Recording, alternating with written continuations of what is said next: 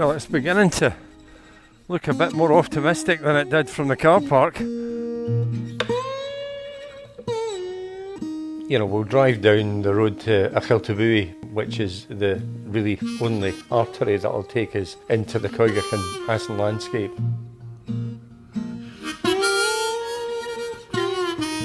It's a remarkable vista. And the sun, as you say, is always low in the sky if there is any. And it means that the light's it's almost always interesting. And the other thing is that this time of year, the colour is fantastic. But the mountains look pretty spectacular. We've got a bit of colour in the sky now. So I think this is the highest point, right? The actual commuting alone to get to these places before you put a boot on the mountain is it's tiresome. Well, it's a great privilege to be here with Joe. I mean, I've followed Joe's work for decades. He's really the master of craft in photography, I think. To shoot landscapes front to back and keep that in sharp focus, and it takes a great deal of skill to do that. So I think what Joe's achieved in his lifetime is really significant. It's a bit of a treat to be going out with Colin, who is, in my eyes, an absolute legend of our industry. Arguably the greatest mountain photographer of his generation. I remember seeing Colin's pictures back in about 1988, 89 and envying what he was doing then, and yeah, what more can you say? Well, that was very impressive, Joe. Don't believe everything he says.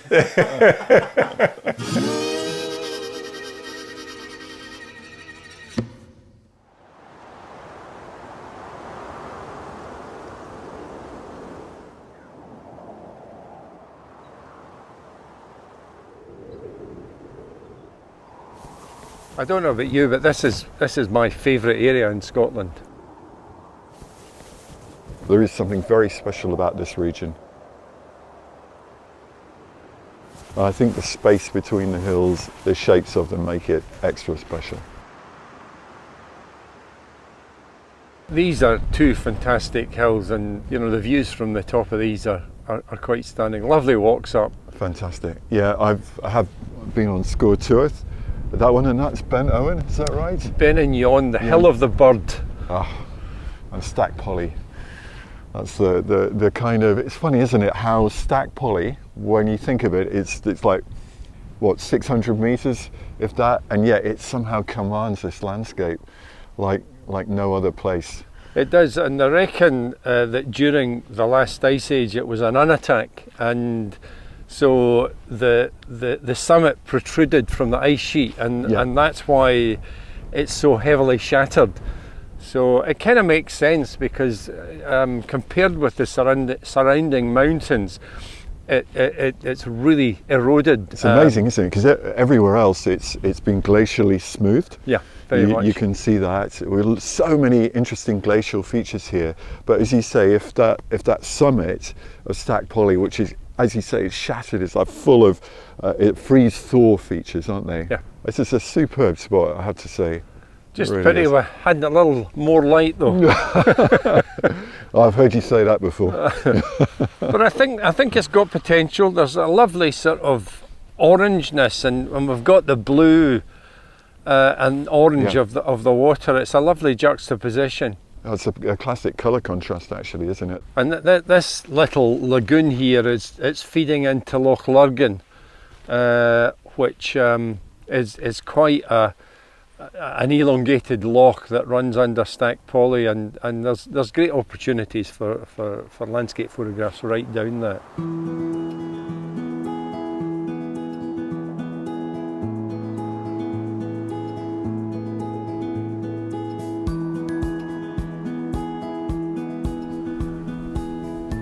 So I'm looking quite wide here at the moment.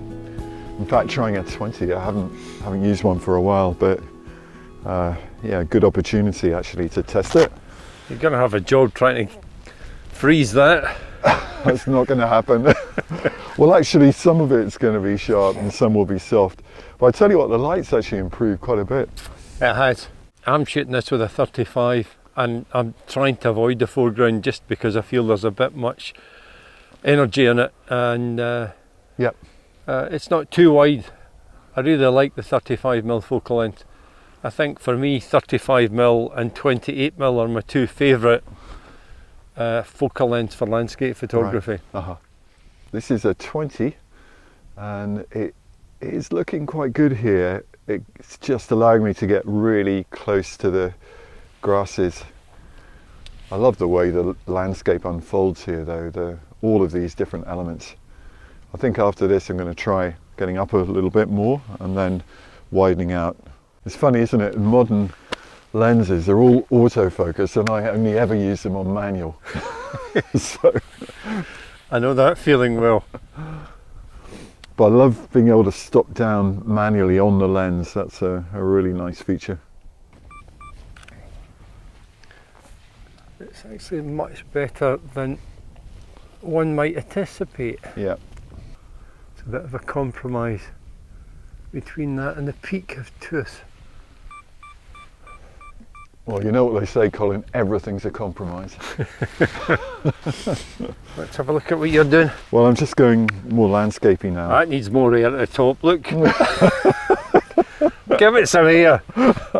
No. Truncated. Well, keep it tight and keep it concentrated, keep the energy in there. I'm going to come up a little bit there. Mine's is much better. Well, of course. I like these little tussocks in the loch and give it a sort of like little punctuation marks. So you're not missing your ebony 5x4, Joe? Well, it does feel a bit small, doesn't it? Trouble is, you have no movements. Oh, yeah, no, well that's true, and I do miss that. I mean, it's one of the frustrating things about using these smaller cameras is that there's not quite so much involvement. But you know, in almost every other respect, I don't miss it. I certainly don't miss the cost or the fact that you had to drive to the lab to get it processed. And today, I think the best thing of all is the fact you can experiment so much and try different things. And certainly on any kind of windy day when things are moving around, being able to experiment with that movement is really, really good, really helpful. Although the one thing, you know, that I think is really good about using the big cameras that hopefully we still kept is that is the discipline of it. The craft. It's a craft, isn't it? Really. Absolutely, yeah. And you still practice that when you're out with these smaller cameras. You know, leveling the tripod or the camera so that you've got no keystoning. You've got, you know, if the camera is obviously level, everything that is in your viewfinder is going to be exactly the way that your eye sees it. So you're not really introducing any photographic artifacts in there by convergence. Exactly, and that's really the main object. A lot of the time is to keep it as neutral as possible, so it just feels like you're there. You know, and to avoid those distortions of the photographic process, which, yeah, they really do announce themselves. And I do feel that that's one of the aspects of the craft that's sort of been lost to a large extent with many folk today. People are much more interested in emphasising the process, and to me it's really about the subject matter rather than the process. Very much, very much.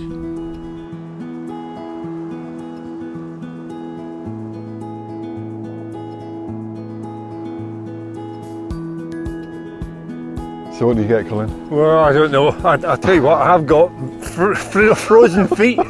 That's what I have. That looks pretty good, Joe. That's all right, I think. Yeah, I think the light's better in the sky than we thought earlier. it is. Yeah, yeah. It's been better than expected. Which, you know. What about you? Let's have come on, quick peek. Well, a masterpiece. Look at that. Masterpiece. That's it. That is lovely, actually. I really like that. Well, cool. We'll see how it processes up. Yeah. Should be able to bring some of that colour out there. Nice one, but yeah, I'm feeling the cold as well. You I reckon it think lunch is on the Yes, at last! I was hoping you'd say that. Let's go. menu. Yeah, let's head out.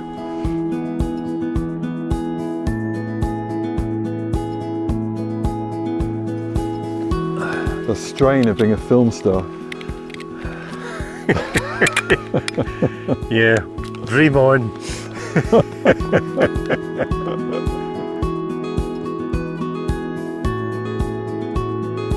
Right, we're on the move. Good stuff. Right, we'll see you at the car. I'm getting the seats on right away.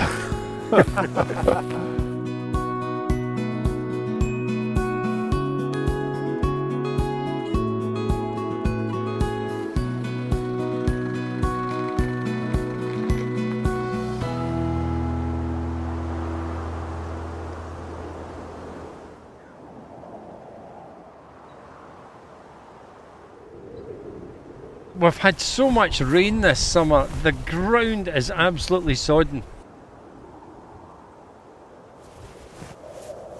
You've just got to avoid that sphagnum moss. If you see that, give it a wide berth. Give it a wide berth, exactly. Or the top of your welly could be under it so easily. Very, very quickly, yeah. The sky looking that way is absolutely fabulous. Yeah, it's like a Constable painting, isn't Oh, it? it really is. And then, yeah, shower over I think that's over at Achnahaird there, at the back of Achnahaird Bay. Right. Great walk up in the cliffs there, up onto the high point. I've only ever done that once. Have you? Yeah, but I have done it. Yeah, it's good. It is. So I think this is the highest point, right?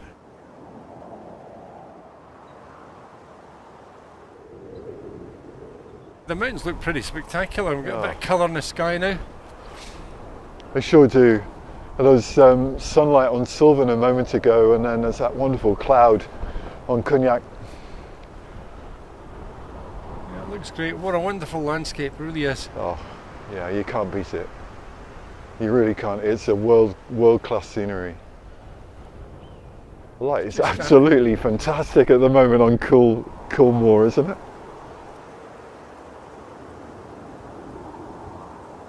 So we have, in the far north, Cognac, Sylvan, Canisp. Is that a bit more dark? Breabag.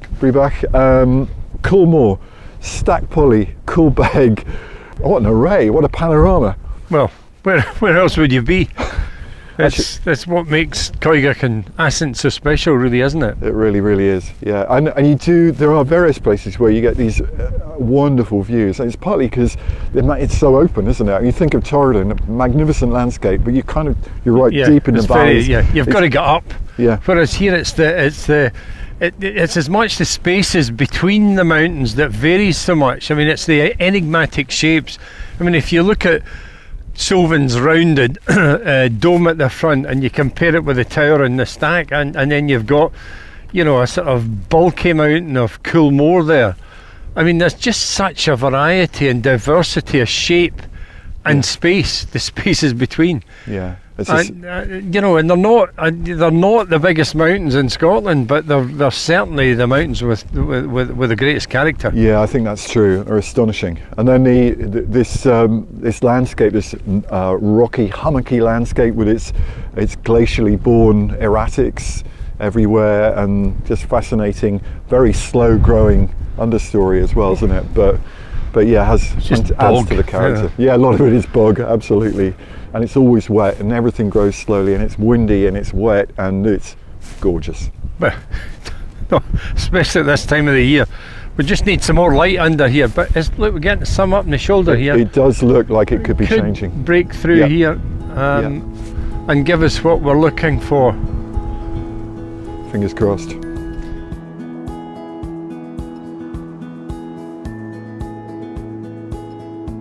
It's just absolutely stunning, the light, and I think we just need to be a little bit conscious of the fact the rain's just behind us here. So it is.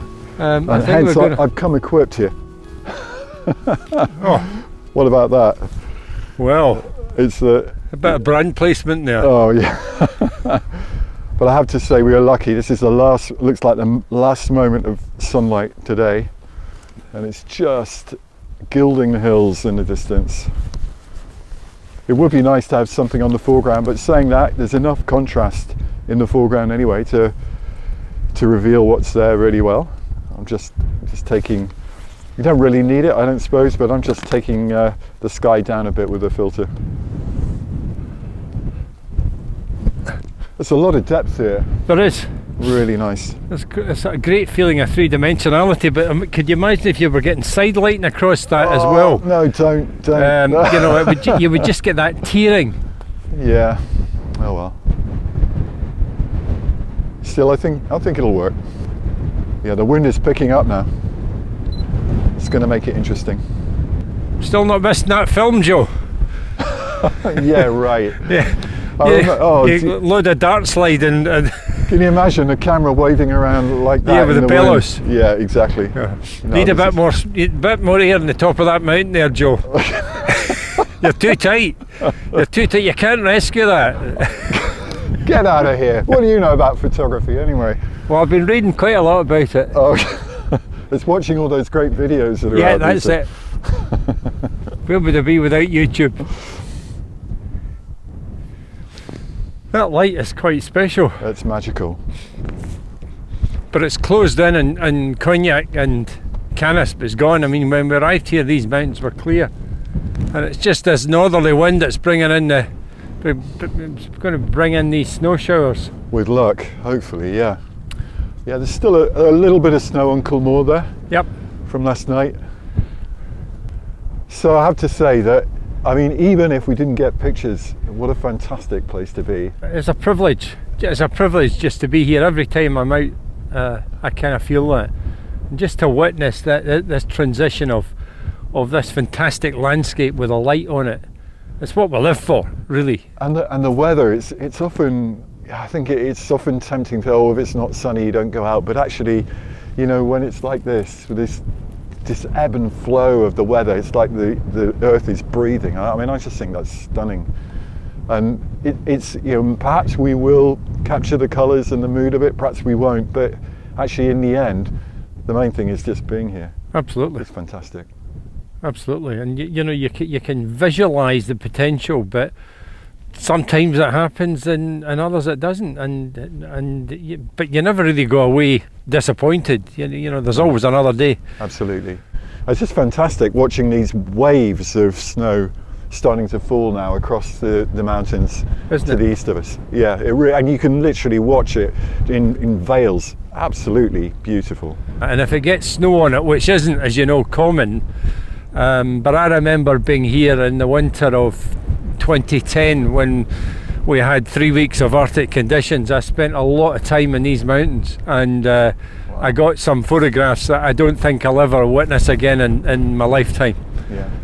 Yeah, that was really special. I was stuck at home in the snow then, but I was great down there too, in Yorkshire.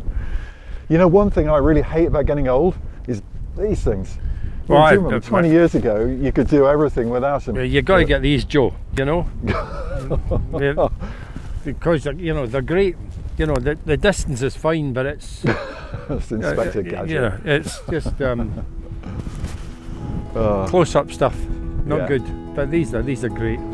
If I had the franchise for these glasses, I'd be a millionaire by now. I tell you. I'd be buying them.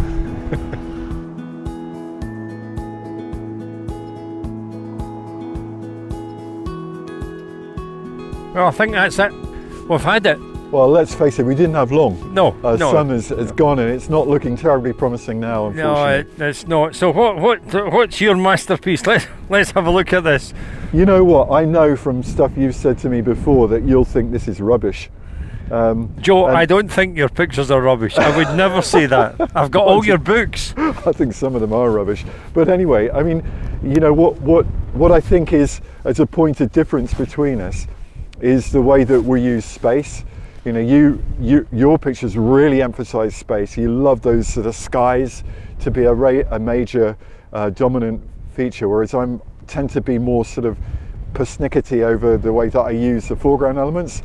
And I think this is quite a good example of how I tried to do something. I'm not saying it's worked, but using these tiny little grasses in the dark pool, And I'm looking at it now thinking, I mean, I like the arrangement of this here. yeah, And there is a tension in this picture, although, you know, I would have said give it a bit more air in the sky, personally. you would, exactly, yeah. But I'm quite happy with that. I feel like Stac Pollaidh, it's like right in the centre of the composition, and it's not touching the top, but it's not far from the top of the frame, and it just really kind of, it's like it keeps drawing your eye back there.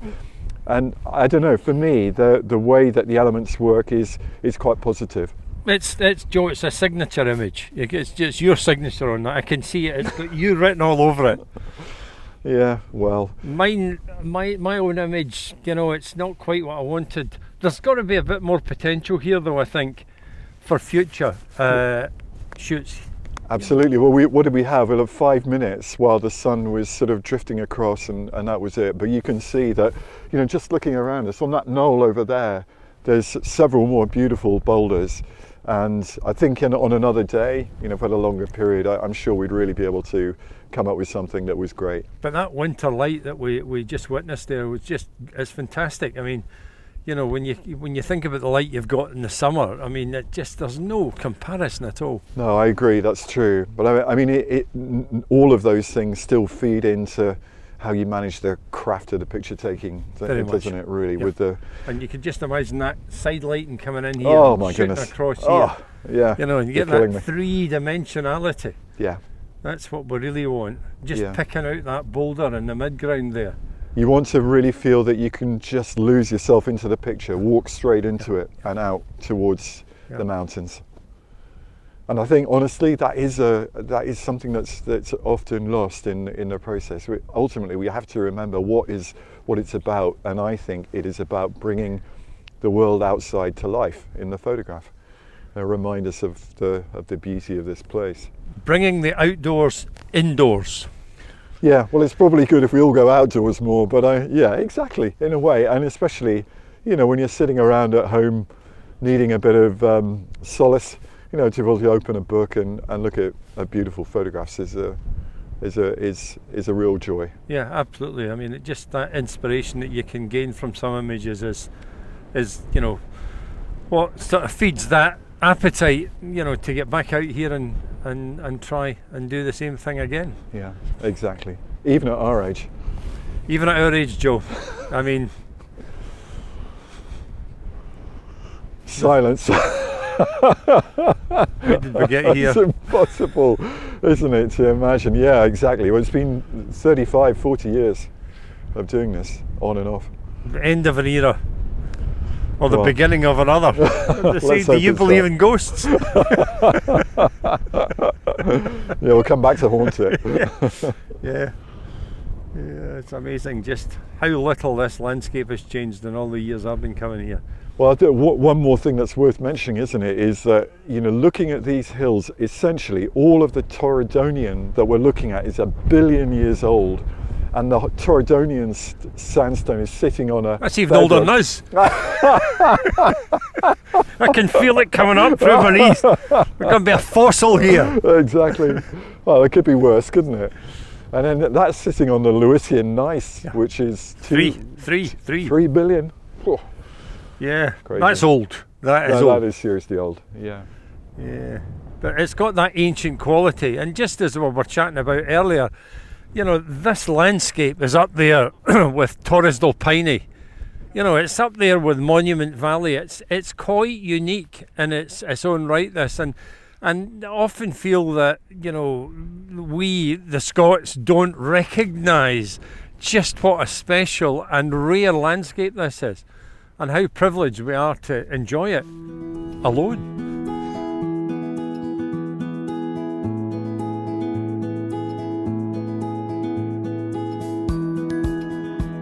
Well, I think we'll break the cameras down and head back and have a look at the top shelf in the barn, maybe. That is the best suggestion you've had all day, Colin.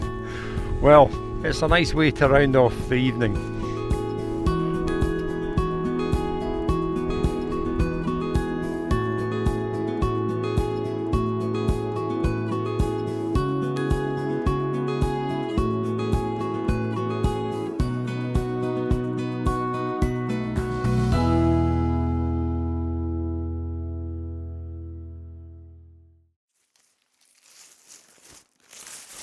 So I don't know whether you've been here before, but this is one of those places that whenever I come, I find it really inspiring.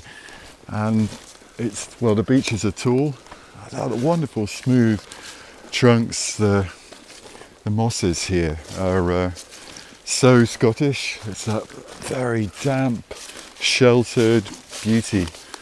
There's nowhere else quite like it. Yeah, it's a lovely grove, isn't it? It's amazing when you think some places in this part of the world, the trees never grow more than a couple of feet high, and yet here, where it's sheltered, amazing. Yeah, and I think in the glen here, there's pretty decent soils. There's even some light. Well, let's keep our fingers crossed at last.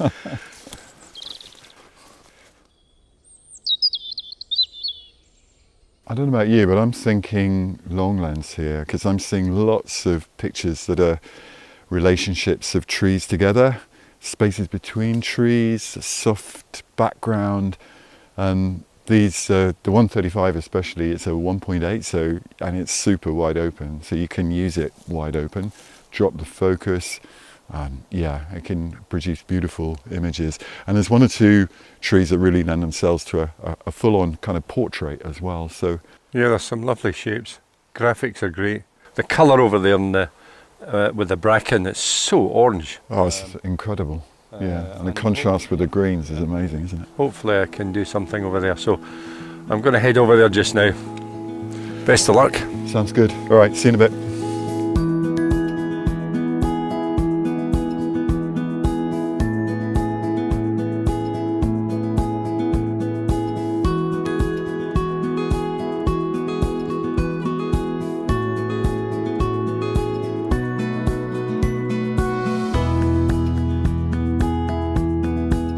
Hey, how you doing? Not badly. So, what's this? Is this an art picture?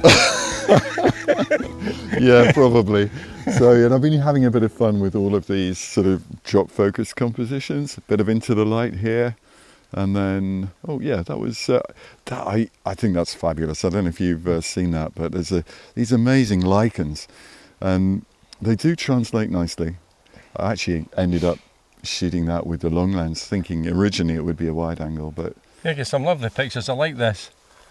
I like this. That's. thank you. I don't like the way you've cut that tree down the middle. If Oh, you're going to well, paint that, you wouldn't paint half a tree, No, would you? I would, yeah, I would. I would if I was painting, and I have done actually. Well, And then this is the last study here. yeah, I think I quite like it. It's quite graphic, that. It's very chaotic, Yeah. but it's got heaps of energy, and that's what I like about it. This is the last version here, where. Well, you're obviously inspired by this location greatly. I've got some lovely images there. Thank you. Yeah. I've got What have you got? well, I've got one image which I'm not particularly inspired by, and you can see it's a beech tree with a Yeah. with a little oak behind it.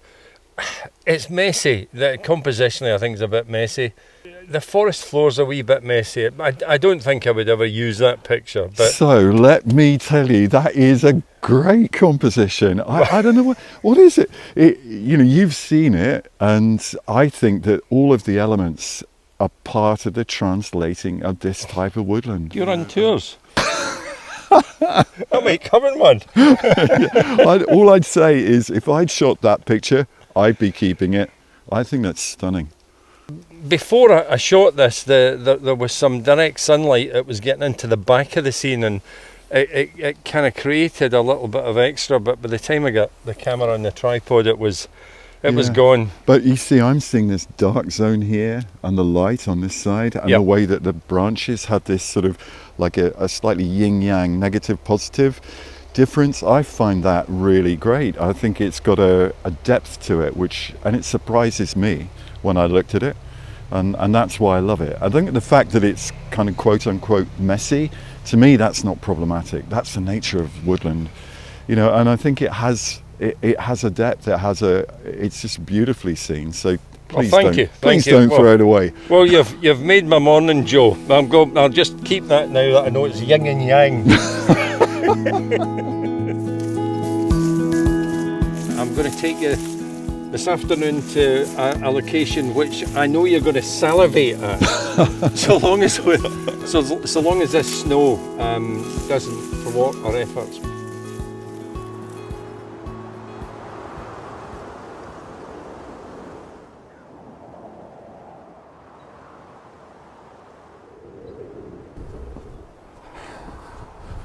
You know, we might get some light. Well, it's beginning to look a bit more optimistic than it did from the car park. I have to say, this is the first time I've been here. Would you believe it? I think you'll find that you'll be back. Oh no, really? Oh yes. Unbelievable panorama. It's a remarkable vista. And you've got all the mountains of Assynt and Coigach laid out in a linear fashion where you won't find anywhere else. Quite remarkable. I mean, have a look at that. What do you think? Right around to the sea as well. I mean, isn't that something else? I mean, you got Glencanisp, Sgùrr, Coolmore, Coolbeg, Stac Pollaidh. You can even see Sgùrr and Fhidhleir and Benmore Coigach. And the sea. And you know what? We need to crack on. It's looking good. We certainly do. Look at this sky here, Colin. Look at that. I mean, that's a picture too, isn't it? Maybe Joe, I wouldn't bring you anywhere bad. There's nowhere bad in northern Scotland. It's all good. It's all good. Joe, you'll probably know all of these mountains. We've got Cognac over here. Yep. And then we can't see it very clearly at the moment, but we've got Cornival, which and Benmore Assynt behind, which we can't see, which are the only two Munros in the Assynt area. And then we've got Glencanisp, Sullivan, Coolmore, Coolbeg, Stac Pollaidh, and then of course we cross on. You can see the distinctive prow there of the Fhidhleir and Benmore Coigach behind. So you've got that whole linear stretch of the Assynt and Coigach mountains. Fantastic. And of course, it's not just one fantastic panorama. There's all these opportunities depending on the time of year and the lighting conditions that you get to take advantage of much smaller, more detailed pictures that might feature one or two or three of the mountains. Yeah, and not only that, but the landscape around us with these glaciated knolls, lovely curved shapes. I don't know. To me, that just gives a rhythm to the whole place that is echoed in the distance in the lower hills. So yeah, it's as good as it gets. It really is. But when you look out into Glencanisp here, I mean, there's one or two, homes down there. But I mean, there's this vast sea of moorland where there's no sign really of habitation at all. We just need to orchestrate some weather up there. So I've seen a couple of opportunities with 135mm. And maybe something a little bit shorter, but I've also got the zoom ready to go here because there's so many intermediate shaped pictures that can be done if the light does come good. So yeah, fairly optimistic, I must say. I see you've got a 2470 on there. You're shooting telephoto. Joe Cornish, a telephoto shot. Well, I don't know that 70 is really telephoto, is it?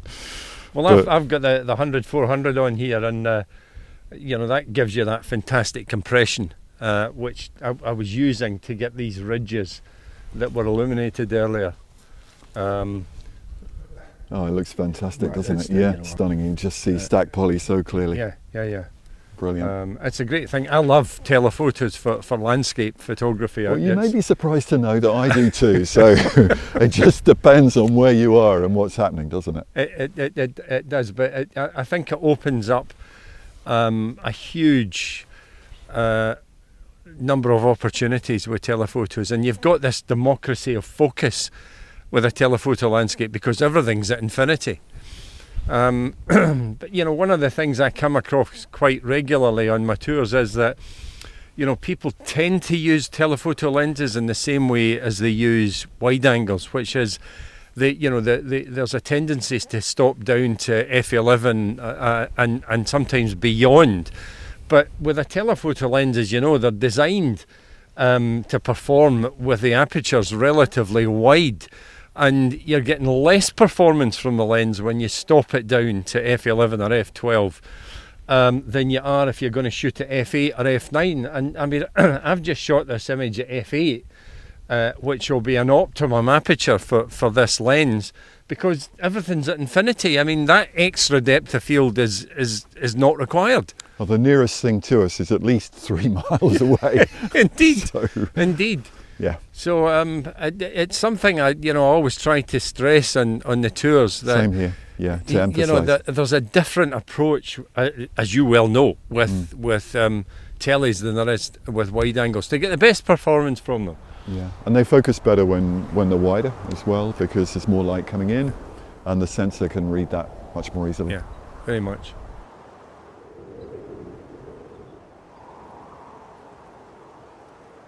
There's another big snow shower coming through. Yeah, I see that. And we're going to find ourselves in it as well. Yeah, we will. Yeah. That's no reason not to have a go. So I'm looking at actually a standard lens here, 50 millimeters. So it's very much the way that the landscape unfolds here. It forms these sort of zigzag intersecting lines, and then in the distance, Sgùrr, the pillar. I mean, what a mountain! What Indeed. A name. It just has cloud wreathed around the top of it.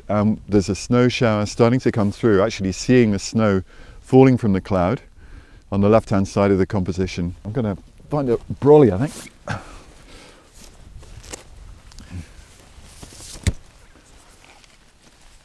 Wow. So dramatic. What focal length are you on? I can't quite see, but it looks like about 180, I think, thereabouts. Right. But all the years I've been coming to Scotland, and find that so often it's when the weather's at its kind of worst or most moody that you get the most dramatic pictures. Indeed. You just do it a wee bit light though. You're never happy. Well, it's not much to ask for. Let's have a look at this masterpiece. Well, standard lens. Yeah, it's not bad. Yeah, I like your zigzag. It's quite fun. Yeah, it's good. We're just picking up. Is that Coolmore? It's Coolmore. Oh, it's lovely. It's just starting to disappear into the snow now. But it's that dome of Sgùrr, isn't it? I mean, yeah, it's so distinctive. Well, I think we'll give it another 5 minutes, 10 minutes, see if anything comes of this. But there's quite a lot of cloud coming in behind us, and the sun's pretty much obscured.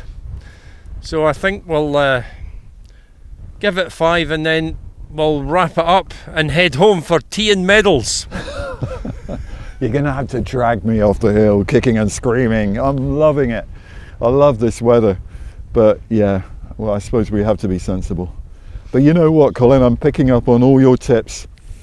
I'm now composing with a big sky and emphasising that. Well, that's the benefit of coming out with me. You know, there's.